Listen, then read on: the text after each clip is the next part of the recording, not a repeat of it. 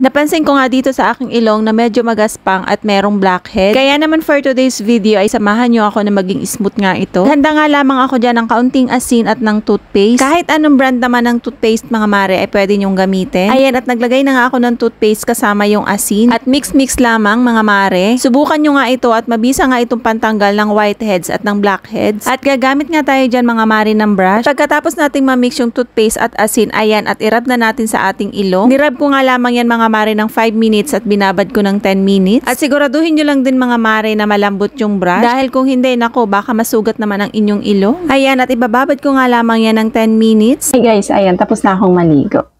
Ayan. Oh. Hindi na siya rough road. Hindi na siya, ano yan, no? Wala na ako nahahawakan na magaspang. Ang lambot niya, no? Ang kinis niya, no? Effective. Grabe. Effective pala yun. Subukan nyo na rin.